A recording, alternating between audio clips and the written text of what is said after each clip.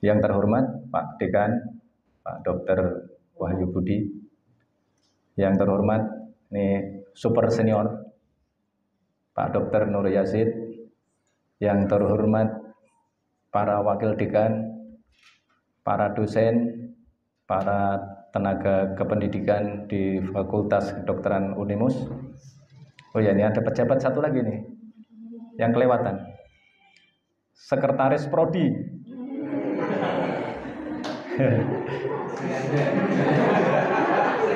Ini bukan yang terhormat ini, yang saya cintai. Biar seneng ya kan. Biar seneng. Oh iya, waduh, gawat itu. Yang satu profesi, yang satu sarjana. Oh, yang S1 berarti ya, S1. Ya. Jangan sampai salah itu. Yang saya cintai dan berbahagia dan awet muda, alhamdulillah. Terima kasih ini pada kesempatan pagi hari ini saya mendapatkan kesempatan yang luar biasa karena ternyata ada judulnya. Kalau di surat saya kayaknya nggak ada judulnya, tapi nggak apa-apa ya. Saya nyamber aja tadi yang disampaikan oleh Pak Yazid dan Pak Dekan tadi soal Al-Quran tadi itu. Akhir-akhir ini saya sering menyampaikan tentang 7 kewajiban kita pada Al-Quran. Ada 7 kewajiban kita pada Al-Quran yang kalau kita urutkan itu seperti anak tangga. Yang pertama adalah membacanya, yang kedua mengartikannya, yang ketiga menghafalkannya, yang keempat merenungkannya, yang kelima mengerjakannya, yang keenam mengajarkannya, dan yang ketujuh adalah memperjuangkannya. Nah ini sudah sampai di mana ini? Yang di sini nih. Membaca, mengartikan, menghafalkan, merenungkan, mengerjakan, mengajarkan, dan memperjuangkan. Nah kemudian lagi, ini saya mau memberikan pengakuan bahwa sebenarnya saya dulu kepingin sekali masuk fakultas kedokteran. Sayangnya dulu tidak ada jalur menghafalkan Al-Quran. Karena tidak ada jalur menghafalkan Al-Quran, padahal di dalam Al-Quran itu ada ayat di surat Fussilat di juz 25 itu halaman pertama, itu ada ayat begini. Sanurihim ayatina fil afaqi wa fi anfusihim hatta yatabayyana lahum annahul haq. Kami akan memperlihatkan kepada mereka ini ya manusia. Ayatina, ayat-ayat kami fil afaqi di dalam ufuk-ufuk ya, kira-kira makrokosmos itu. Wa fi anfusihim dan di dalam diri mereka sendiri, berarti mikrokosmos kita itu, di dalam diri kita sendiri. Hatta yatabayyana lahum annahul haq, sehingga menjadi jelas bagi mereka bahwa Al-Quran itu adalah kebenaran. Maka ayat ini menginspirasi saya, berarti saya harus masuk fakultas kedokteran ini. Gitu. Karena di dalam diri kita sendiri ini ada tanda-tanda tentang kebenaran Al-Quran. Karena dulu, karena saya ini dari kampung, dari desa sana, datang ke Semarang berhadapan dengan orang-orang yang lagi kursus di Primagama, kelihatannya canggih-canggih. Saya akhirnya agak minder juga. Akhirnya ya sudahlah. Akhirnya saya diterima di Fakultas MIPA di UNES itu di jurusan fisika. Akhirnya saya ambil yang satu, Sanurihim ayatina fil afaqi. Ngambil yang makrokosmos dulu. Nanti tahun kedua masuk Fakultas Kedokteran. Tapi ternyata IP saya di sana cuma 2,5.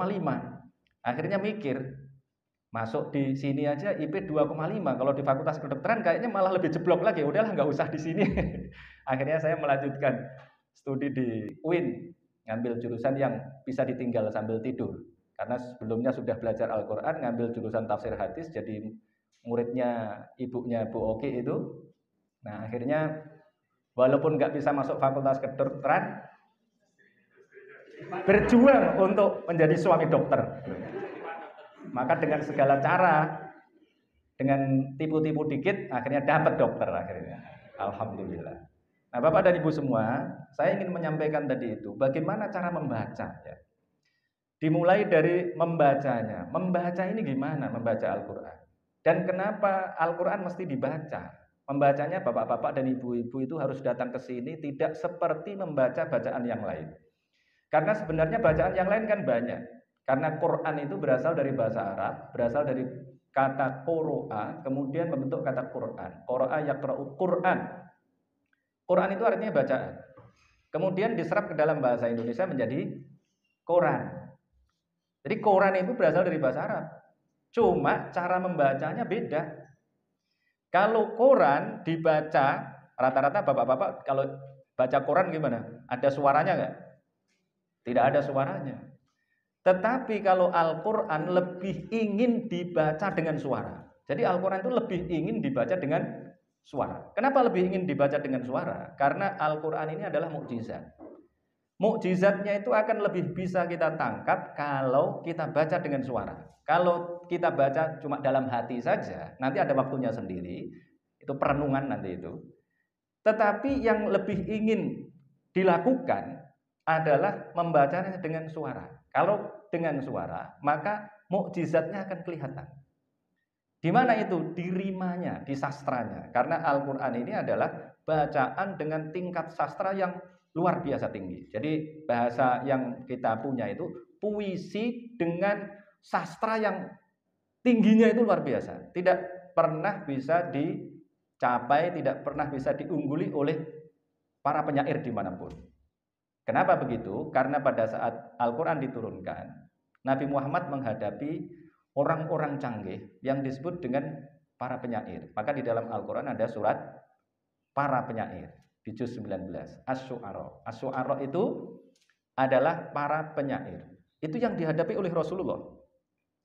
Karena yang dihadapi oleh Rasulullah adalah para penyair, maka mukjizat itu berasal dari kata ajaza yu'jizu, ijaz, mukjizah, artinya adalah melemahkan, mengalahkan.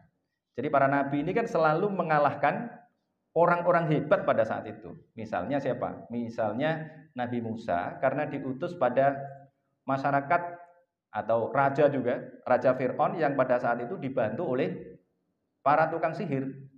Maka yang diberikan Allah kepada Nabi Musa adalah tongkat ajaib yang bisa membelah lautan, yang bisa menjadi ular. Karena yang dihadapi adalah para magician, gitu. Kalau sekarang siapa? Kalau di TV-TV itu, nggak saya sebut ya, nanti bisa di-show. Nah, kemudian yang kedua, misalnya Nabi Isa. Nabi Isa itu memiliki kelebihan. Yang pertama, karena yang dihadapi siapa? Yang dihadapi oleh Nabi Isa adalah ini, para dosen fakultas kedokteran. Yang dihadapi adalah dokter-dokter hebat. Karena yang dihadapi adalah dokter-dokter hebat, maka Nabi Isa diberikan mukjizat berupa bisa menyembuhkan orang sakit, bahkan penyakit bawaan sekalipun. Dan kemudian satu kali dijelaskan di dalam Al-Quran, pernah menghidupkan orang mati dengan izin Allah. Berarti kan dokter kalah ya. Dokter kalah oleh Nabi Isa. Nah, karena Nabi Muhammad dihadirkan pada konteks masyarakat yang gila sastra, maka Al-Quran diturunkan dengan tingkat sastra yang luar biasa. Bapak-bapak dan ibu-ibu pernah merasakan sastranya? Ini di surat-surat yang bapak-bapak dan ibu-ibu hafal. Yang semuanya hafal, kira-kira surat apa? Surat apa, Pak? Al-Fatihah ya. Al-Fatihah. Coba rasakan rimanya. Alhamdulillahirabbil alamin. In ya. Ar-Rahmanir Rahim. In. Maliki yaumiddin. In. Iyyaka na'budu wa iyyaka nasta'in. Ihdinas siratal mustaqim. Siratal ladzina an'amta 'alaihim ghairil maghdubi 'alaihim waladdallin. Berarti rimanya apa? In dan in. Apalagi Bu? Yang hafal 100%? An-Nas. Qul a'udzu birabbin malikin ilahin min syarril waswasil alladzi yuwaswisu fi sudurin minal jinnati wan nas. Semua belakangnya. Kemudian apa lagi? Apa Pak? Qul huwallahu ahad, Allahus lam yalid walam yakul lahu kufuwan. Akhirnya D semua. Apalagi Pak? Al-Waqiah. Apa? Surat Wadduha walaili idza saja ma wadda'aka rabbuka wa ma qala walal akhiratu khairul laka minal ula dan seterusnya. A semua. Ya. Nah, itu A semua tadi. Nah, kemudian apa lagi? Al-Asr. Nah, ini sekaligus saya sering itu menggunakan ini sebagai sarana untuk sekaligus mengoreksi sebagian yang biasanya membaca dengan tidak tepat. Biasanya kan dibaca begini, wal asri innal insana lafi khusrin illa, gitu kan Pak? Ada yang baca begitu masih?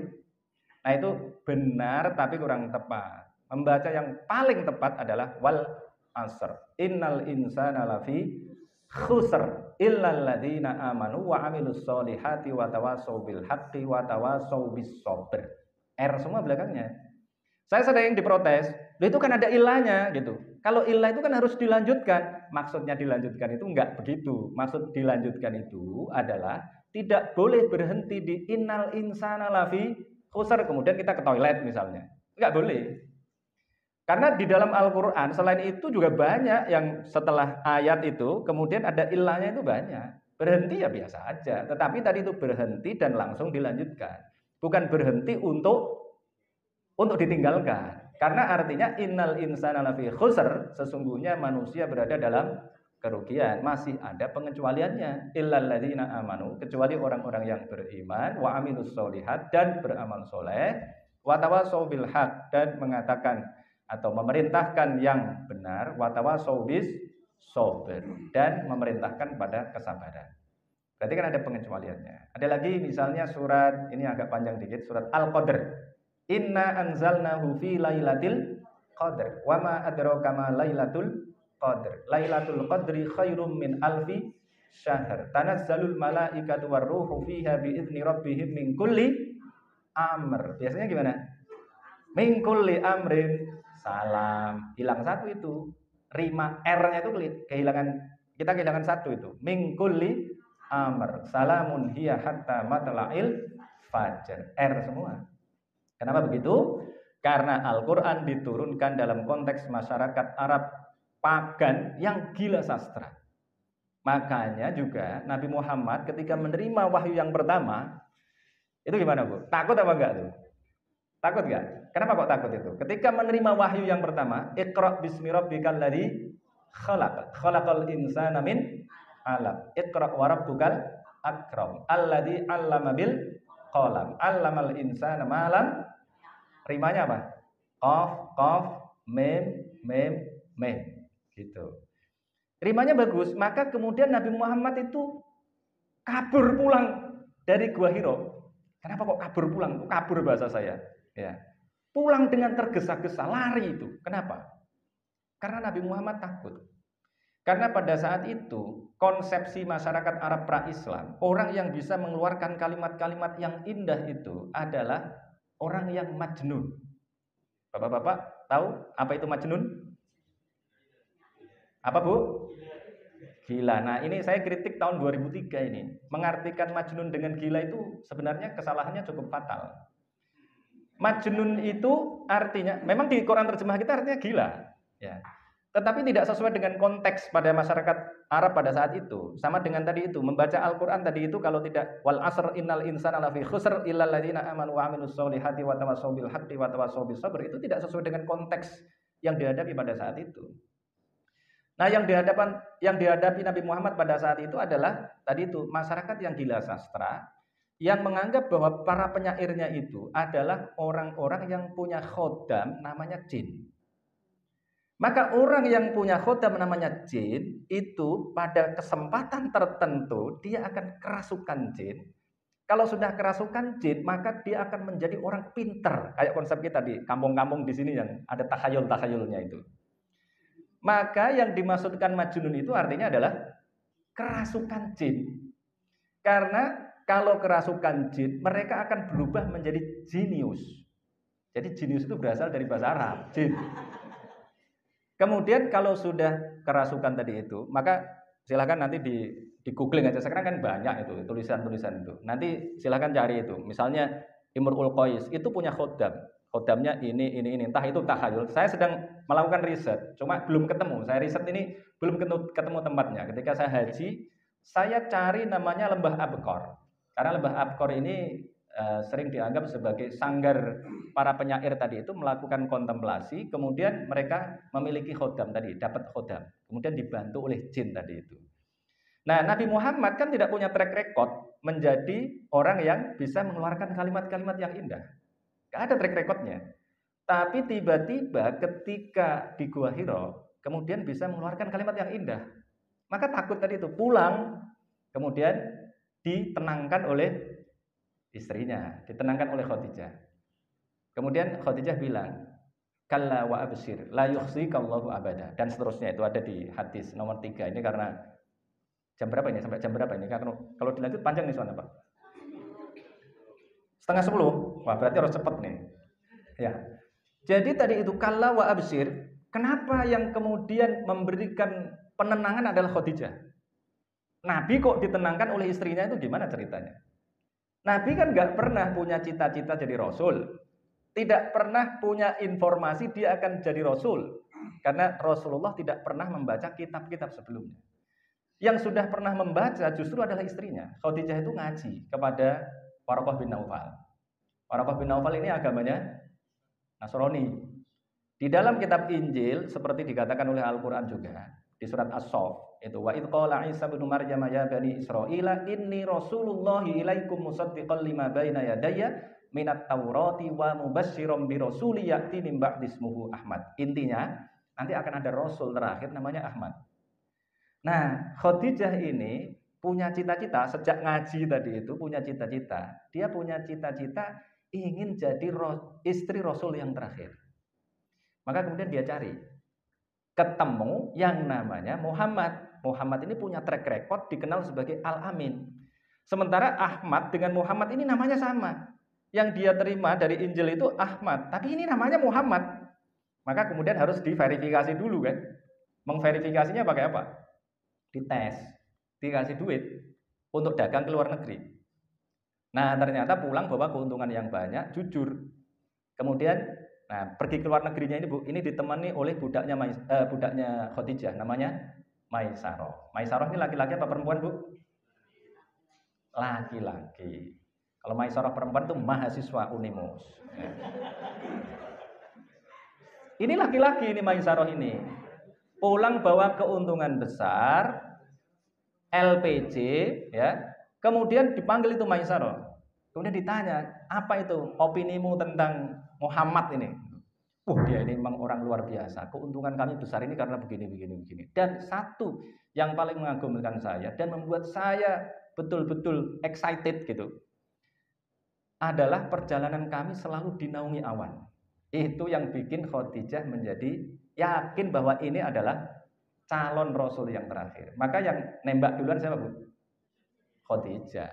Pengen menikah dengan Muhammad. Muhammad tadinya malah bingung itu, ya karena ya ini adalah perempuan yang luar biasa. Itu tidak level lah secara ekonomi itu tadinya tidak level itu. Tapi kemudian setelah negosiasi kemudian diatur sedemikian rupa yang melamar akhirnya tetap Nabi Muhammad dengan mahar 20 ekor unta. Ibu-ibu dulu dapat mahar berapa Bu? Seperangkat alat sholat dibayar tunai. Seperti saya dong berarti ya. Gitu. Nah tadi itu karena Khadijah sudah tahu bahwa suaminya ini adalah calon Rasul yang terakhir, maka dia justru yang menenangkan. Enggak, ini Nabi Muhammad merasa ya kalau kita baca ada buku bagus judulnya Muhammad Rasulullah ditulis oleh Martin Lings. Martin Lings itu tadinya bukan Islam, tapi setelah membaca kitab-kitab klasik kemudian jadi Islam. Ada satu lagi yang bagus tapi orangnya tetap Yahudi. Namanya Leslie Hazilton. Ini menulis tulisannya bagus sekali dan saya kira ini objektif ya, walaupun Yahudi dia cukup objektif. Wartawan perempuan dari kalau nggak salah dari Palestina. Nah, ini dia Ibu Khadijah tadi itu menenangkan Nabi Muhammad bahwa kamu ini calon Rasul yang terakhir kira gitu. Kemudian dibawa ke Waraqah bin Naufal. Nah, sehingga kemudian Nabi Muhammad yakin bahwa dia adalah Nabi, diyakinkan oleh Allah lagi. Kemudian Nabi Muhammad berdakwah. Berdakwah menyampaikan ayat-ayat yang tingkat sastranya tinggi. Maka kemudian orang-orang yang didakwai oleh Rasulullah itu selalu menuduh, ente majnun. Ente ini bukan Nabi. Yang ente sampaikan ini bisa indah begitu tuh bukan karena dapat wahyu dari Allah, tapi dari ya seperti yang biasanya aja gitu. Jadi intinya sebenarnya orang-orang kafir itu ingin mendegradasi kualitas Muhammad sebagai utusan Allah hanya sebagai penyair. Kamu ini penyair biasa aja, jangan ngaku-ngaku sebagai Rasul, kira-kira begitu. Maka kemudian disebut sebagai ente majnun gitu. Buktinya mana Pak? Buktinya Al-Quran kalau kita suruh bicara itu, dia bisa bicara sendiri. Contohnya mana? Contohnya ayat ini terkenal dan menjadi materi ajar kita di SMA misalnya, di SMP tentang Al-Qur'an, tentang hadis itu. Itu ada ayat di surat Al-Isra. Qul la ini jitama'atil insu wal jinnu ala ayyatu bimithli hadzal Qur'an la ya'tuna bimithli walau kana ba'duhum li ba'din dhahira. Katakan Muhammad, kalau mereka itu masih mengatakan kamu itu adalah orang yang kerasukan jin, katakan pada mereka, la ini jitama'atil insu wal jinnu. Sungguh jika manusia dan jin, ijtama'at itu artinya bersatu. Seperti ini berasal dari kata jamaah. Jamaah itu artinya apa, Pak? Berkumpul. Kemudian kalau ibu-ibu dan bapak-bapak sudah jadi pengantin baru, malamnya jima. Lah itu. Ya. Itu kumpul, maka kita sudah kumpul sama istrinya belum? Nah, gitu kan. Nah, jamaah kalau sholat jamaah, kalau suami istri jima, kalau tidak suami istri melakukan hubungan seksual namanya kumpul kebo, loh namanya gitu kan. Itu dari kata itu jamaah, jima, ya. Ijtama'at. Seandainya berkumpul mekanismenya bagaimana antara jin dan manusia itu? Teknisnya ya merasuk, nah, gitu. Kerasukan jin.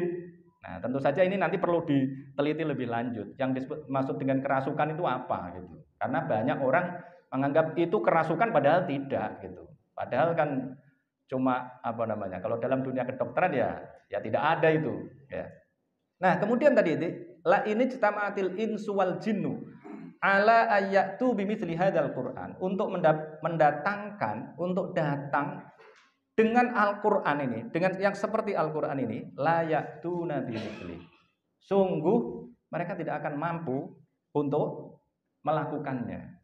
Walau kana ba'duhum li ba'din dhahira. Walaupun mereka berkolaborasi untuk itu, tidak akan mampu untuk melakukannya. Nah, kemudian tantangannya turun, karena ternyata nggak bisa untuk mendatangkan yang seperti Al-Quran. Walaupun Al-Quran pada saat itu kan belum lengkap seperti sekarang, belum 604 halaman lah kalau ditulis. Kemudian tantangannya turun, kalau tidak mampu yang seperti Al-Quran, maka udah cukup 10 surat aja. Am yaqulu naftara, qul fa'tu bi asri suwarin mitslihi muftariyat. Itu ada di surat Hud, halaman 2 juz 12. 10 surat aja, ternyata nggak mampu juga. Maka kemudian tantangannya cuma 1 surat aja. Ada 2 ayat ini di surat Al-Baqarah dan di surat Yunus. Kalau di surat Al-Baqarah itu wa in kuntum fi raibim mimma nazzalna ala abdina fa'tu bi surah. Datangkan 1 surat aja. Ternyata nggak ada yang mampu. Nah, berarti ini kan tantangan yang objektif. Kalau kalian menuduh saya sebagai orang yang majnun, level saya hanya para penyair aja, maka bikin yang seperti ini. Nah, ternyata nggak bisa. Walaupun hanya 1 surat. Ternyata nggak bisa. Nah, maka Bapak dan Ibu semua, ini nanti kita bahas lebih lanjut. Tetapi dari sini kita mesti memiliki kesadaran bahwa membaca Al-Quran ini kalau mau sampai pada level kita ini menikmati sastranya, ya harus dengan benar tadi itu, dengan betul-betul akurat, ya, akurasinya tinggi gitu. Nah, ini karena tinggal setengah jam lagi, maka saya percepat. Yang kedua tadi apa, Pak? Yang kedua, kewajiban kita kedua, yang pertama membacanya. Yang kedua, kalau tajwid, makhraj dan lain-lain, nanti itu secara teknis bisa kita benahi bersama-sama. Kemudian yang kedua adalah mengartikannya. Mengartikannya ini kira-kira sulit atau gampang? Gampang atau sulit, Bu, selama ini? Gampang atau sulit? Sulit. Kok sulit, kenapa, Pak? Kata-katanya. Saya sering katakan begini, kita ini perlu bersyukur karena kita ini orang Indonesia. Bahasa kita ini bukan bahasa Jawa, bahasa nasional kita bukan bahasa Jawa, bukan bahasa Batak, bukan bahasa Manado misalnya, tetapi adalah bahasa Melayu. Yang bahasa Melayu yang kemudian jadi bahasa Indonesia ini adalah bahasa yang di dalamnya ada banyak kata-kata yang sesungguhnya itu merupakan serapan dari bahasa Arab.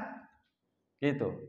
Nah, kalau ini sudah banyak yang hitung. Di dalam Al-Quran itu ada 77.439 kata. Tetapi sesungguhnya kata dasarnya itu hanya berasal dari berapa kata? 1.726 kata. Saya masih bisa salah ini karena ngitungnya baru sekali. Ya, cuma 1.726 kata saja. Dan sebagiannya sudah diserap ke dalam bahasa Indonesia. Tapi kadang-kadang kita nggak sadar. Misalnya tadi itu, jin kemudian jadi genius dalam bahasa Inggris, kan masih membantu kita. Jin, genius, tapi sudah diserap ke dalam bahasa Indonesia menjadi jin. Kemudian apa lagi? Misalnya apa, Bu? Misalnya apa? Sabar, ya kan? Sabar. Terus apa lagi? Ini lazis, lembaga amil zakat infak sodako. Itu 75%, ya kan? Bahasa Arab. Kemudian syukur. Apalagi kalau saya politik nih, Dewan Perwakilan Rakyat. Itu 100% bahasa Arab. Dewan itu artinya kumpulan. Perwakilan berasal dari kata wakil. Wakil artinya apa, Bu? Itu kalau kita bertasbih itu hasbunallahu wa ni'mal wakil. Ada wakil, mana wakil presiden ini? Ada wakil presiden. Kemudian apa lagi, Bu? Nah, itu wakil artinya penguasa. Jadi wakil rakyat itu penguasa rakyat. Bukan wakil rakyat, saya kan cuma wakil rakyat, bukan.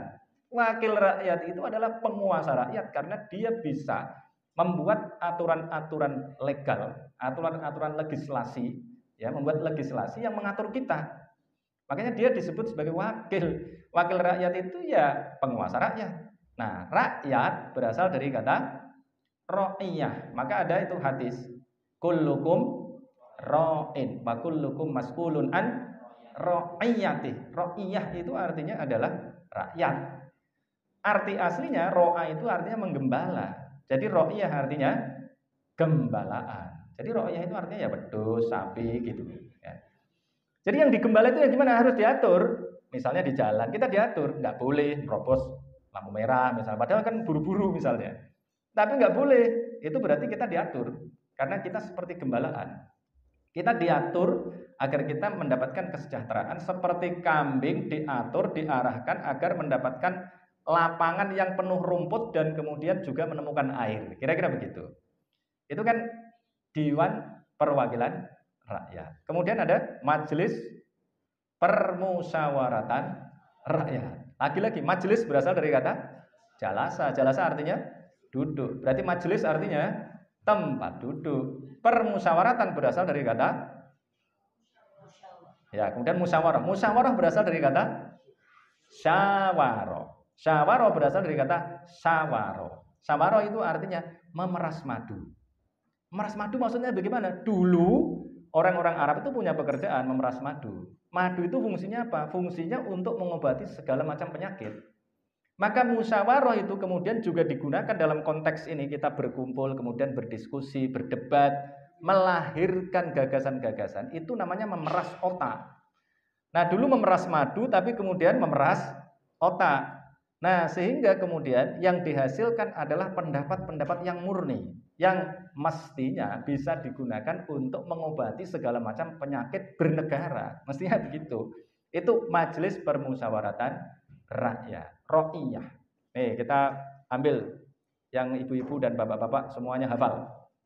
Surat Al-Baqarah, Dzalikal kitabu la raiba fi hudal lil muttaqin. Dzalikal kitabu, dzalika bukan bahasa Indonesia, al-kitabu bahasa Indonesia, la raiba bukan bahasa Indonesia, fihi bukan bahasa Indonesia, hudan bahasa Indonesia bukan bahasa Indonesia karena membentuk hidayah, semoga dia mendapatkan hidayah. Oh, bahasa Indonesia. Lil muttaqin. Lil muttaqin ini berasal dari kata yang sama dengan takwa. Takwa kemudian diserap ke dalam bahasa Indonesia menjadi takut. Jadi takut itu bahasa Arab berasal dari kata takwa, maka bertakwa pada Allah gitu. Tetapi bukan takut sebagaimana dipahami banyak orang. Misalnya waktu Covid itu, takut kok sama virus, takut ya sama Allah aja gitu kan. Nah, itu kan salah. Karena takut di dalam Al-Quran itu walaupun kata-katanya sama, nanti mendapatkan turunan yang berbeda-beda artinya. Artinya itu menjadi beda-beda.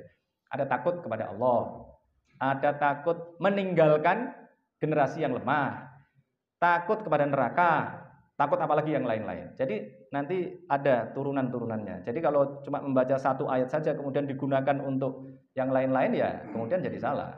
Maka perspektifnya banyak yang keliru jadinya. Tadi itu. Takut kok pada virus. Ya dimarahi Bu Oki gitu. Ya. Saya sampai sekarang kalau nggak pakai masker aja masih sering diomeli gitu. Ya. Nggak bisa saya kemudian bilang, takut kok Sama virus nggak bisa bilang begitu. Ya harus ikut. Pokoknya kalau urusan kesehatan saya taklid sama istri saya. Tapi kalau yang lain, istri saya ikut saya. Fair jadinya. Ya. Nah, jadi Bapak dan Ibu semua tadi banyak sekali kata-kata dalam bahasa Arab yang kemudian diserap ke dalam bahasa Indonesia. Dan tadi saya hitung itu sudah ketemu hampir 800 itu yang diserap ke dalam bahasa Indonesia. Artinya apa? Kalau sehari kita menghafal 10 kata, berarti 1 tahun udah selesai belum, Pak? Selesai sudah, ya kan? Nah, cuma persoalannya begini, yang saya perhatikan, belajar Al-Quran ini tidak seperti bahasa Inggris. Nah, ini sistem pendidikan kita ini mempelajari bahasa Arab tidak seperti mempelajari bahasa Inggris. Misalnya bapak-bapak dan ibu-ibu kalau belajar bahasa Inggris, belajar go going when gone nggak? Pasti kan? Belajar perubahan bentuknya itu loh. Nah, sementara belajar Al-Quran tidak dimulai dari situ, pasti kesulitan. Kenapa? Kalau dalam bahasa Inggris satu kata berubah jadi berapa, Pak? Go, going, when, gone. Ya, kalau pelaku tambahi r, ya kan? Er. Kalau jamak tambahi s atau es dan lain-lain. Saya hitung kira-kira 10 atau belasan aja. Tetapi kalau bahasa Arab satu kata berubah menjadi berapa, Bu? 400-an kata. 400 lebih. Saya hitung 400 lebih itu. Misalnya apa? Sering dengar ibu-ibu, fa'ala, fa'ala, fa'alu, fa'alat, fa'alata, fa'alna, fa'alta, fa'altuma, fa'altum, fa'alti, fa'altuma, fa'altunna, fa'altu, fa'alna. Kalau ini Bu Oki udah hafal. Ya. Tapi masih kalah oleh anaknya. Itu. Ya. Fa'ala yaf'ulu fa'lan wa maf'alan wa huwa fa'ilun wa dzaka maf'ulun uf'ul la taf'ul maf'alun mif'alun. Gitu. Ternyata saya dulu ngajari anaknya Bu Oki itu, anak Bu Oki ya anak saya maksudnya. Tapi itu anak saya itu kata Dr. Yu Hasan, itu anak saya itu baru dalam level iman saja, percaya aja, nggak pernah diteliti secara saintifik gitu. Karena kalau diteliti saintifik istrinya marah katanya. Saya ngajari anaknya Bu Oki itu dulu umur 4 tahun. Karena saya dulu merasa ini sulit nih, yang ini sulit. Setelah saya ajari ternyata bisa. Oh, saya kaget. Loh, ternyata bisa. Karena saya sudah punya mental block. Oh, ngapalin ini dulu sulit tuh. Ya, mental blocknya begitu kan. Dulu sulit. Nah, kemudian saya bikin nyanyian. Setelah saya bikin nyanyian ternyata bisa anak saya. Wah, saya merasa, waduh saya terlambat. Nah, ternyata lagi ada anak kami yang keempat itu namanya Daula itu. Itu umur 2 tahun lebih dikit dulu itu. Itu menghafalkan fa'ala yaf'ulu fa'lan. Itu ternyata bisa. Saya merasa salah lagi itu. Ya. Ternyata bisa ternyata. Memang begini, Bapak dan Ibu semua ya. Ini agak unik. Saya sering diminta oleh teman-teman saya. Pertama yang minta saya itu teman saya dari Golkar. Ada senior saya, boleh saya sebut namanya. Namanya Bang Yayat Biaru. Waksekjen Golkar. Pak Ustadz, saya ini kan mantan aktivis HMI, PB HMI. Masa saya ini nggak bisa khutbah? Dia bilang gitu. Ya sudah saya ajari, saya bilang gitu. Nanti bisa. Karena saya pernah bikin program pesantren kilat untuk anak-anak SD. Ternyata menghafalkan tadi itu, Pak, itu ternyata cuma butuh seminggu saja. Dulu saya belajar 7 tahun, ternyata anak-anak kecil itu ternyata bisa dalam waktu seminggu. Makanya saya bikin pesantren yang Planet Nuvo itu kan ceritanya ada teman saya ikut mondokin anaknya di belakang rumah saya. Kemudian dalam waktu seminggu kok bisa? Karena dia ini mengubah pesantrennya dari tadinya pesantren tradisional, kemudian diubah menjadi pesantren modern yang kemudian menghilangkan cara-cara seperti tadi itu. Namanya Mas Arif Budiman. Oh, ini anaknya tokoh Muhammadiyah di Rembang itu. Itu tujuannya apa kok diajari begitu? Oh, itu kalau dalam bahasa Inggris itu go going when gone. Itu adalah prasyarat untuk bisa menghafalkan Al-Quran dengan cepat nanti. Kalau kita ngajari akan dengan cepat. Kalau gitu kita bikin SMP aja. Nanti programnya itu ya udah oke. Saya akhirnya bikin sekolah itu karena itu. Nah, tadi itu teman saya tadi minta diajari. Saya ajari, Pak. Ini politisi saya ajari di DPR tuh, di kantornya. Udah tutup semua rapat, agenda rapat. kita belajar fa'ala yaf'ulu fa'lan. Ternyata saya ajari 2 jam nggak bisa gitu. Wah, saya mikir kemudian, waduh ini jangan-jangan banyak dosanya ini Golkar banyak korupsi gitu. Betul Pak, saya mikir gitu itu. Karena 2 jam nggak bisa menghafalkan fa'ala yaf'ulu fa'lan itu nggak bisa. Nggak bisa ini sebabnya apa? Padahal ini orang pintar juga itu. Gagasannya bagus gitu. Nah kemudian saya berpikir tadi itu, sementara saya berpikir begitu, jangan-jangan ini banyak dosanya ini. Karena kan ada kan, Imam Syafi'i misalnya mengatakan bahwa kalau banyak dosanya, jadi pelupa gitu. Tidak benar, menurut saya ini nggak benar. Karena setelah saya uji lagi, ada teman di Semarang, salah satu petinggi di Undip gitu. Sama, permintaannya sama, Pak Ustadz, saya pengen bisa ngaji dengan baik. Oh, saya ini tokoh, dia bilang gitu. Ya udah, saya ajari. Saya datengin Pak di ruangannya ngaji juga tadi itu. Ternyata hasilnya sama, padahal ini orang soleh padahal. Berarti tidak ada kaitannya dosa dengan tidak dosa. Kalau nggak hafal ya nggak hafal aja. Berarti metodenya salah. Nah kemudian karena awalnya yang saya ajarkan adalah fa'ala yaf'ulu fa'lan. Kemudian ada lagi teman saya, kalau ini nggak boleh saya sebut namanya karena saya belum izin. Itu saya salahnya kalau orang dewasa menghafalnya dari fa'ala yaf'ulu fa'lan dulu. Ternyata itu kesulitan. Tapi kalau ke bawah dulu yang fa'ala fa'alu ternyata lebih cepat bisa. Oh, berarti metodologi saya yang salah. Kemudian saya perbaiki. Ya. Kemudian ternyata lebih cepat bisa. Nah, ini soal metodologi. Jadi kalau mau belajar bahasa Arab tadi itu agar kita bisa membaca Al-Qur'an dengan benar, tidak usah kalau ada alifnya panjang, kalau ada wawunya panjang misalnya. Itu bagaimana? Ya itu menghafalkan aja itu polanya. Pola itu ibarat fondasi kalau bangunan. Jadi nanti tinggal dikasih kata-kata apa saja, bapak-bapak dan ibu-ibu akan bisa.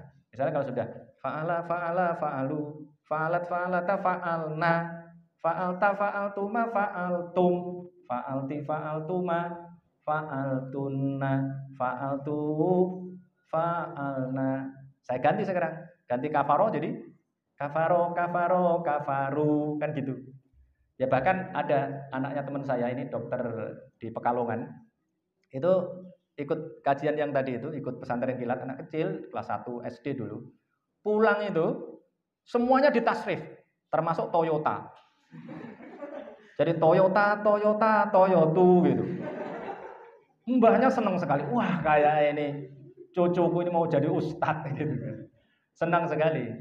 Itu kenapa? Karena mereka belajarnya sambil riang gembira. Nah, ini kalau yang senior ini kadang-kadang belajarnya sambil tegang soalnya. Jadi kalau tegang ini agak susah jadinya. Nah, kalau anak-anak kecil ini saya perhatikan. Kalau yang senior-senior saya tadi itu belajarnya sendiri. Kemudian saya heran, ini kenapa kok tidak cepat ini yang senior-senior ini? Saya perhatikan cara belajar anak-anak itu. Anak-anak kalau mondok itu kan satu kamar 5 orang. Kemudian saya motivasi, yang bisa duluan besok naik kuda di Santosa Stable. Saya perhatikan, mereka memperhatikan temennya. Kalau fa'ala, fa'alu, misalnya ada yang lupa itu, fa'alat, dia nunggu temennya. Fa'alat, fa'alata, fa'alna. Jadi dia dengar, kemudian nanti mengikuti lagi, diulang gitu. Nah kalau yang senior, kalau yang sudah sepuh-sepuh itu, ya diajari sekali nggak bisa. Kedua kali, kok nggak bisa? Ketiga lagi udah stres. Nah, gitu. Kalau sudah stres, udah mental blocknya udah mulai muncul. Wah, angel nih. Nah, gitu. Karena sudah angel, sudah akhirnya menjadi makin sulit. Akhirnya tadi 2 jam udahlah kita ngomong politik aja lagi. Gitu. Akhirnya nggak jadi belajar tasrif tadi itu. Nah, ini adalah modal ya, Bapak Ibu semua. Ini adalah modal agar kita bisa membaca dengan benar lebih mudah. Nah, kalau sudah ngerti artinya, kemudian kita bisa lebih mudah untuk menghafal. Nah, ini saya punya pengalaman, mungkin nanti bisa diterapkan di sini, semoga. Jadi akhirnya saya kemudian melakukan riset karena sudah 3 tahun waktu itu ya, waktu saya bikin pesantren tahun 2011 di belakang rumah itu. Saya rekrut anak-anak lulusan SMA. Tahun pertama tidak saya minta menghafalkan Al-Quran, tapi saya motivasi aja. Menghafal Al-Quran itu bagus, saya bilang gitu.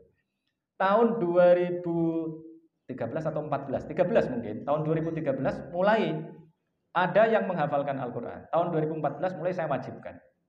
Setelah 3 tahun, ternyata mereka mencapai capaian yang menurut saya tidak optimal karena hanya 23 juz saja maksimal pada saat itu. 23 juz. Kalau 23 juz ini banyak atau dikit, Bu? Banyak ya. Tapi menurut saya itu masalah gitu. Karena sudah 3 tahun kok baru 23 juz. Rata-rata 13 juz. Itu yang tertinggi itu capaian 23. Tapi ada waktu itu, tapi tidak asli yang mulai dari awal. Ada yang 30 juz ya ada. Cuma yang tadi, yang mulai dari awal tadi cuma 23 juz. Kemudian saya cari apa penyebabnya. Kok bisa cuma 23 juz? Padahal dulu saya diminta untuk menghafalkan oleh bapak saya ketika SD kelas 6, SMP gitu. Dulu ya mengalami kesulitan. Kemudian saya coba merenungkan apa yang menyebabkan mereka mengalami kesulitan. Ternyata setelah saya riset lagi, ternyata yang menyebabkan mereka kesulitan adalah mereka menghafal kalimat yang mereka tidak mengerti artinya. Setelah saya hitung, ini kan harus dikuantifikasi, apalagi kalau berhadapan dengan dosen-dosen fakultas kedokteran kan semuanya harus kuantitatif. Saya hitung, ternyata menghafalkan kalimat yang kita nggak ngerti artinya itu butuh effort 7 kali lipat. Maka menghafalkan Al-Quran tanpa ngerti artinya butuh usaha 7 kali lipat. Mau dicoba, Pak? Siapa yang bisa menjadi kelinci percobaan? Saya coba begini. Mbak, pembawa acara? Boleh? Atau siapa? Yang paling junior mana? Junior selalu menjadi korban ya. Pembawa acara aja ya. Oke. Ikuti saya ya. Kita uji coba ini. Sudah siap mengikuti saya? Saya akan mengucapkan 14 kata. Oke? Kamu akan pergi, kamu akan kembali karena kamu tidak akan mati di medan perang. Kamu akan pergi, kamu akan kembali, karena kamu tidak akan pergi ke medan perang. Ada yang salah, Bu? Salah yang terakhir ya. Ulangi lagi ya. Kamu akan pergi, kamu akan kembali karena kamu tidak akan mati di medan perang. Kamu akan pergi, kamu akan kembali karena kamu tidak akan mati di medan perang. Iya, 100. Sekarang yang kedua, ini bahasa aslinya. Bahasa aslinya begini. Ini dari Yunani ini dalam tradisi hermeneutik ini ya, ini filsafat hermeneutika ini. Oke, Mbak, sudah? Ibis redibis numquam peribis in armis. Gimana?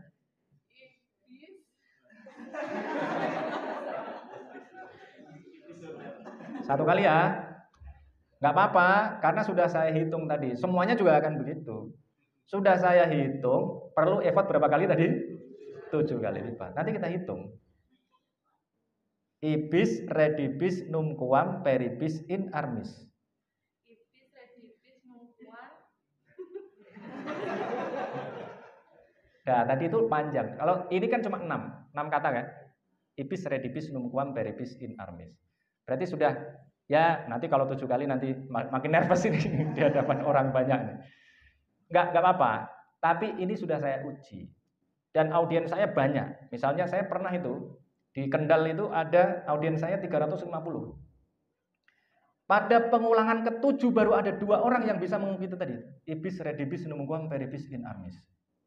Berarti tadi, padahal ini sudah nggak sama padahal. Itu hanya terjemahannya tadi itu. Kamu akan pergi, kamu akan kembali karena kamu tidak akan mati di medan perang. Itu 14 kata bisa diulang hanya 2 kali. Nah, sementara yang 6 kata saja harus diulang berkali-kali. Nah, di situ saya menemukan, loh ternyata saya salah dulu. Meminta anak-anak ini untuk menghafalkan Al-Quran sementara mereka tidak ngerti artinya. Maka sekarang kemudian saya minta mereka kalau mau menghafalkan Al-Quran harus ngerti artinya dulu. Karena Al-Quran itu kan petunjuk. Kalau tidak diketahui artinya, kan nggak ada petunjuknya. Petunjuknya nggak bisa ditangkap. Gitu. Maka harus diketahui artinya baru dihafalkan. Nah, menghafalkan itu penting nggak? Penting, ya, penting sekali. Ini saya mau, misalnya gini Pak, kenapa penting sekali? Karena sebenarnya banyak. Kalau saya biasanya mengawali dari tesis begini. Islam itu adalah agama yang benar. Al-Quran adalah kebenaran. Dan kalau kita menjalankan Al-Quran, maka umat ini akan menjadi umat terbaik. Karena janji Allah adalah kuntum khaira ummatin. Kalian adalah umat terbaik. Tapi faktanya hari ini kan tidak begitu. Umat Islam ketinggalan di dalam seluruh aspek kehidupan. Faktor ekonomi, di dalam aspek ekonomi ketinggalan, politik ketinggalan, sains dan teknologi ketinggalan kita. Berarti ada masalah ini. Karena apa? Karena Al-Qur'annya banyak yang dipahami secara keliru. Ini contoh konkret aja. Nih, dari menghafalkan Al-Quran gunanya apa? Karena saya bukan orang kedokteran, saya nggak bisa menjelaskan dalam aspek kedokterannya. Tetapi saya ingin menjelaskan aspek yang walaupun bukan kedokteran, tapi bapak-bapak dan ibu-ibu semuanya mengalami tiap hari. Tapi ini dipahami dengan salah. Misalnya kita sholat. Sholat itu kan ada Allahu Akbar. Namanya apa, Pak? Takbir. Kalau yang pertama itu namanya takbiratul ihram. Takbiratul ihram itu maksudnya apa? Artinya apa, Pak? Takbiratul ihram. Apa arti takbiratul ihram? Ada yang sudah pernah mendengar takbiratul ihram itu artinya apa? Takbir yang mengharamkan apa, Pak? Mengharamkan apa? Mengharamkan apa? Kalau bapak-bapak klik di Google, nanti akan ketemu, silahkan. Takbiratul ihram. Itu definisinya begini. Takbir yang mengharamkan sesuatu yang sebelumnya halal. Contohnya apa? Sering itu saya uji juga. Contohnya apa? Makan, minum gitu kan? Sering dengar begitu? Ini adalah kesalahan fatal. Kenapa begitu? Kelihatannya kan tadi itu, takbir yang setelah itu kita haram untuk melakukan sesuatu yang sebelumnya halal. Contohnya apa? Makan, minum, dan lain-lain. Kemudian mari kita kaji. Apakah makan dan minum atau yang lainnya di dalam sholat itu haram? Sementara definisi haram adalah, kalau dalam fikih itu definisi haram adalah kalau dilakukan dosa, kalau tidak dilakukan dapat pahala. Nah, pertanyaan saya ini untuk menguji definisi ini benar atau tidak. Apakah kalau misalnya nih yang sering saya jadikan sebagai contoh itu, kalau di kampung saya itu kan Idul Adha biasanya beli sapi. Nah, orang kampung saya itu makan daging sapi kan cuma setahun sekali. Karena biasanya nggak ada sapi disembelih di sana. Kalau habis Idul Adha kemudian sholat duhur, ternyata ada selilit 1 on misalnya. Selilitnya 1 on, padahal dapat dagingnya cuma 7 on. Ada selilitnya itu, gede itu. Mau dibuang sayang, mau dimakan, ingat ada tadi itu. Kalau setelah takbiratul ihram nggak boleh makan. Kalau kemudian dimakan, Pak, dosa apa enggak, Pak? Dosa enggak? Batal, tapi tidak dosa. Berarti haram apa enggak? Tidak. Ibu-ibu dan bapak-bapak kalau habis Allahu Akbar kemudian ngentut misalnya, dosa apa enggak? Enggak, tapi batal. Nah, di situ kemudian ini saya kemudian mikir, wah berarti salah ini, gitu. Kemudian saya ingat bahwa di dalam Al-Quran kata haram itu artinya tidak hanya satu. Apa, Pak? Mulia, apalagi? Ya, suci. Maka ada Masjidil Haram. Kan enggak itu masjid yang haram dimakan. Yang memakan Masjidil Haram siapa gitu. Maka Masjidil Haram itu artinya masjid yang suci, masjid yang mulia. Ada tanah haram, itu tanah yang suci. Kalau Masjidil Haram di Mekah itu dibahasakan dengan Masjidil Haram, Baitul Haram. Tapi kalau di Palestina disebut dengan Baitul Maqdis atau Muqaddas. Muqaddas itu berasal dari kata Qodasa, membentuk kata kudus. Kudus itu artinya suci juga. Maka ada Roh Kudus, ada Holy Spirit di situ. Nah, berarti haram yang ada di situ artinya bukan takbir yang mengharamkan sesuatu yang sebelumnya halal, bukan. Tetapi adalah takbir sebagai penanda kita mulai menghormati. Karena haram itu kemudian membentuk kata hormat dalam bahasa Indonesia. Haroma yahrumu hormatan. Maka kalau upacara itu kan kepada sang merah putih hormat gerak. Berarti hormat itu apa? Muliakan, menghormati gitu. Ya. Nah, berarti tadi sholat itu adalah ritual. Sholat adalah upacara untuk menyucikan Allah Subhanahu wa taala. Lagi itu, maka ada Allah Subhanahu wa taala. Suci Allah itu. Berarti menyucikan Allah. Bukti bahwa sholat adalah ritual atau upacara untuk menyucikan Allah itu apa? Dari bahasanya saja. Kalau tadi itu ihram, maka ada ihram haji. Itu juga sama gitu. Menyucikan Allah. Nah, karena kita mau menyucikan Allah, maka kita sendiri harus suci. Karena itu sebelum sholat kita harus bersuci. Tapi namanya apa, Bu? Wudu itu namanya apa? Toharoh. Toharoh itu artinya adalah bersuci. Kita bersuci untuk apa? Untuk menyucikan Allah. Menyucikan Allah itu ada lagi sinonimnya. Toharoh tadi, kudus ada, kudus, haram, toharoh. Ada satu lagi. Allah itu maha suci. Apa, Pak? Tasbih. Tasbih itu artinya apa? Subhanallah. Maha suci Allah. Maka kita kalau sholat itu juga harus membaca bacaan-bacaan yang orientasinya adalah menyucikan Allah. Membacanya apa? Harus bertasbih kita. Nah, bertasbih ini caranya gimana? Nih Muhammadiyah ini sudah benar nih di sini. Dalam konteks ini lebih akurat dibandingkan yang lain-lain. Membaca tasbih, kita harus membaca tasbih karena kita mau menyucikan Allah. Kalau di dalam Al-Quran itu subhanallahi amma yasifun misalnya. Maha suci Allah atas mereka yang sifatkan, atas segala sesuatu yang mereka sifatkan. Misalnya Allah punya anak, Allah punya sekutu, Allah punya anggota koalisi, Allah punya oposan misalnya. Nggak ada semua itu. Allah maha suci dari itu. Maka yang dibaca adalah tasbih. Nah, tasbih ini caranya ada di juz amma di surat An-Nasr. Ingat, Bu? Idza jaa nasrullahi wal fath wa ra'aitan nasa yadkhuluna fi dinillahi afwaja. Kemudian fasabbih bihamdi rabbika wastaghfirhu. Fasabbih, maka bertasbihlah kamu. Caranya gimana? Bihamdi rabbika, dengan memuji Tuhanmu, wastaghfirhu, dan minta ampunlah kepadanya. Berarti cara bertasbih gimana? Membaca subhanallah, walhamdulillah, astaghfirullah. 3 itu elemennya. Subhanallah, walhamdulillah, astaghfirullah. Sekarang kita perhatikan saat sholat itu. Setelah Allahu Akbar, ini kalau Muhammadiyah baca apa, Bu?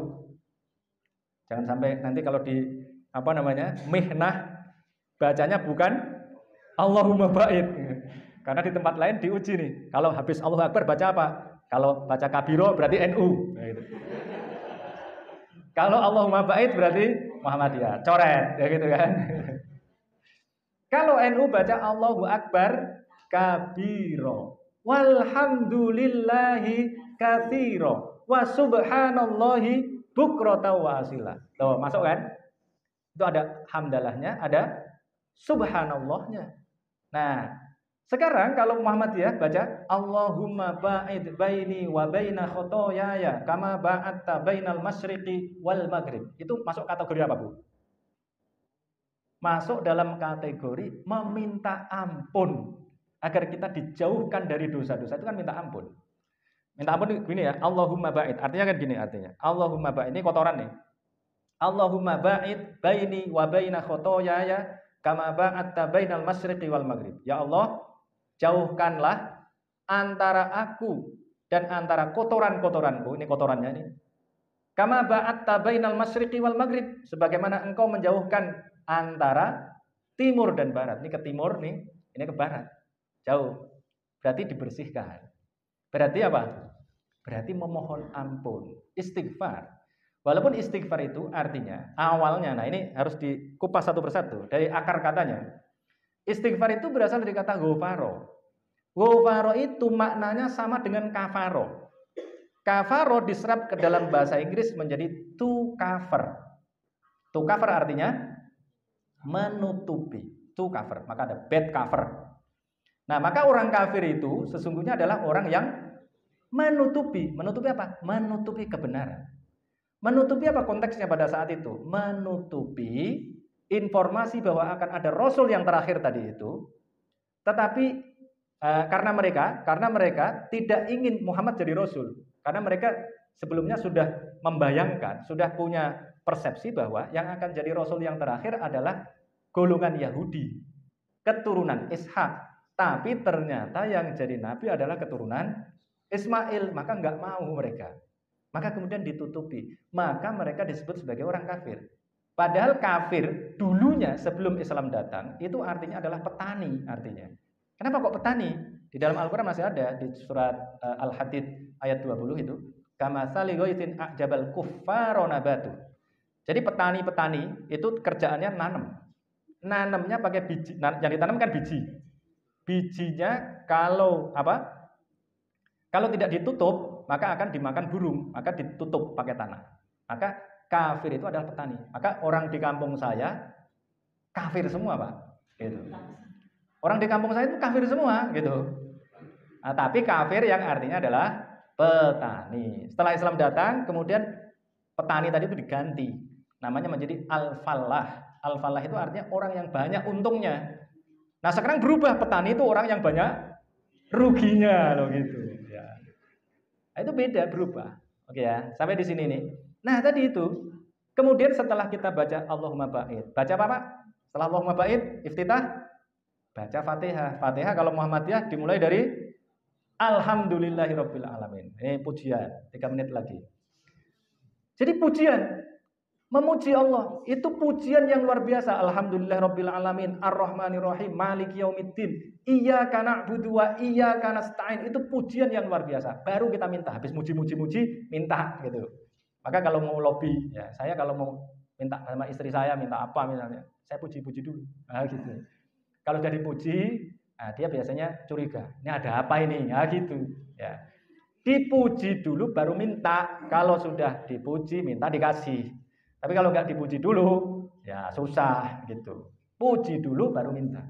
Nah, setelah itu baca surat. Setelah itu Allahu Akbar. Baca apa, Bu? Kalau kita kan subhanakallahumma wa bihamdika Allahumma gfirli. Karena pakai tadi fasabbih bihamdi rabbika wastaghfirhu. Tapi kenapa kok ada subhanallah wa bihamdi? Karena dulu sebelum ayat yang tadi turun, sebelum menjelang akhir Islam, akhir masa kenabian, itu ayatnya adalah fasabbih bismi rabbikal azim. Maka bacanya subhana rabbiyal azim ya. Kemudian kalau sujud membaca subhana rabbiyal a'la, karena ayatnya dulu adalah sabbihisma rabbikal a'la. Tapi kemudian ditutup menjelang Nabi Muhammad wafat, ada Fathu Makkah, ayat yang diturunkan adalah idza jaa nasrullah wal fath, kemudian diakhiri dengan fasabbih bihamdi rabbika wastaghfirhu. Jadi dari yang saya sampaikan tadi ini, menghafal Al-Qur'an itu jadi penting, Pak. Ya, kenapa? Karena tadi itu bisa saya gunakan untuk mengoreksi kekeliruan yang cukup fatal menurut saya. Nah, tadi itu padahal yang menyampaikan itu ya bukan orang sembarangan gitu. Di pesantren yang digunakan adalah referensi-referensi itu misalnya. Saya dulu ngaji pesantren ya begitu, tapi dulu kok nggak kritis itu saya. Nah, baru kemudian ya kira-kira sudah master lah, baru mikir, loh ini ternyata salah. Tapi yang digunakan basisnya adalah Al-Quran. Nah, bagaimana untuk ini? Untuk bapak-bapak dan ibu-ibu. Itu di dalam Al-Quran banyak. Misalnya, kalau kita mau melakukan riset, tadi saya katakan ya. Jadi ilmu yang tadi itu paling dekat dengan Al-Quran tadi itu untuk pembuktian. Yang dikatakan oleh Al-Quran itu ya fakultas kedokteran ini. Karena tadi ayatnya, sanurihim ayatina fil afaqi wa fi anfusihim hatta yatabayyana lahum annahul haq. Gimana enggak begitu, Pak? Kalau kita membaca surat Al-Mu'minun, walaqad khalaqnal insana min sulalatin min tin, tsumma ja'alnahu nutfatan fi qararin makin, tsumma khalaqnan nutfata 'alaqatan, fa khalaqnal 'alaqata mudghatan, fa khalaqnal mudghata idhoman, fa kasawnal idhoma lahma, tsumma ansha'nahu khalqan akhar, fatabarakallahu ahsanul khaliqin. Itu kan ayat tentang kejadian manusia di dalam perut ibunya. Prosesnya mulai dari saripati tanah, kemudian jadi sperma, kemudian ada di rahim ibunya, dan seterusnya sampai kemudian menjadi makhluk yang baru. Coba bayangkan itu, kalau kebalik satu aja gimana itu? Kalau prosesnya kebalik satu aja, padahal itu 14 abad yang lalu, sementara USG baru ditemukan tahun berapa, Bu? Kalau ternyata ada USG dan prosesnya ternyata kebalik satu aja, Al-Quran nggak relevan. Itulah sebabnya saya sering mengatakan bahwa ada 3 setidaknya ya bukti bahwa Al-Quran itu benar. Tadi itu, bahasa sastranya sangat tinggi dan tidak pernah bisa dilawan oleh siapapun. Yang kedua adalah isyarat ilmiahnya, isyarat saintifiknya itu makin terbukti. Ya sekarang makin banyak itu yang terbukti. Yang ketiga adalah prediksi-prediksi Al-Quran itu terbukti semua. Kalau prediksi sudah terbukti semua. Ya, nanti mungkin kesempatan yang lain saya sampaikan. Tapi tadi itu isyarat saintifiknya terbukti ternyata. Jadi kalau tadi surat Al-Mu'minun tadi itu tidak terbukti atau kebalik satu saja prosesnya, maka Al-Quran tidak relevan. Kalau tidak relevan, kita nggak ada halal bihalal ya kan, nah, gitu. Karena apa? Nah, Al-Qurannya salah gitu. Tapi ternyata Al-Quran ini terbukti benar. Nah tadi itu dari membaca, mengartikan, menghafal, kemudian merenungkan. Itu kan prosesnya melalui perenungan. Oh ternyata ini kok salah ya, definisi ini salah. Maksud ayat ini apa ya? Direnungkan. Merenungkannya kapan tuh? Kalau mau tidur, bangun tidur, sambil jalan, lagi nganggur misalnya. Itu melakukan perenungan. Itu yang disebut dengan tadabbur. Maka yang keempat tadi itu merenungkan. Setelah merenungkan benar, nah baru mengerjakan. Walaupun ini adalah urutan ideal. Ya, bukan berarti wah, berarti harus gitu dulu baru melakukan. Enggak. Kita tahu, kita amalkan, kita tahu amalkan. Tapi ini kan urutan yang apa namanya? Yang akademik lah, kira-kira begitu, ya. Setelah menghafal, merenungkan, mengerjakan. Kalau sudah mengerjakan, enak, ngajarnya itu gampang. Mengajarkan. Setelah mengajarkan, agar tidak hanya diterima oleh, misalnya ini bapak-bapak dan ibu-ibu ini, kalau ngajar kan saya paling cuma sekelas paling 50 orang. Memperjuangkan ini melalui politik, karena saya dosen ilmu politik ya. Memperjuangkannya melalui politik, itu perjuangan yang berat. Nah, tapi sudah selesai. Saya kira itu yang bisa saya sampaikan. Semoga ada manfaatnya. Dan nanti kalau mau mempraktekkan metode yang biasanya saya gunakan, artikan baru hafalkan. Nama metodenya artikan baru hafalkan. Nah, itu metode yang saya gunakan untuk anak-anak yang ada di Planet Nuvo juga. Itu butuh waktu kira-kira 6 bulan. Kalau anak-anak kecil itu dimulai dari 0, mereka belum kenal tasrif tadi itu, belajar tasrif, kemudian sampai mereka bisa mengartikan, logikanya masuk itu saya perhatikan, saya hitung butuh waktu 6 bulan, usia SMP kelas 1. Nah kemudian lagi yang barusan saya riset kira-kira 2 bulan yang lalu, untuk bisa hafal Al-Quran 30 juz, itu IQ-nya di atas 105 Pak. Jadi yang di bawah 105 itu menghafalkan Al-Quran rata-rata ya tadi belasan juz saja. Tapi kalau mau total 30 juz, IQ-nya untuk sementara ini, yang saya dapat datanya itu 105. Ada yang 95 satu orang, tapi mungkin dia lagi jatuh cinta, lagi putus cinta mungkin, sehingga lagi tes IQ mungkin jeblok gitu. Tapi rata-rata itu tadi di atas 105. Jadi kalau IQ-nya di atas 105, dia bisa menghafalkan Al-Quran sampai total 30 juz. Saya kira itu yang bisa saya sampaikan. Mohon maaf lewat 5 menit. Wabillahi taufiq wal hidayah. Wassalamualaikum warahmatullahi wabarakatuh.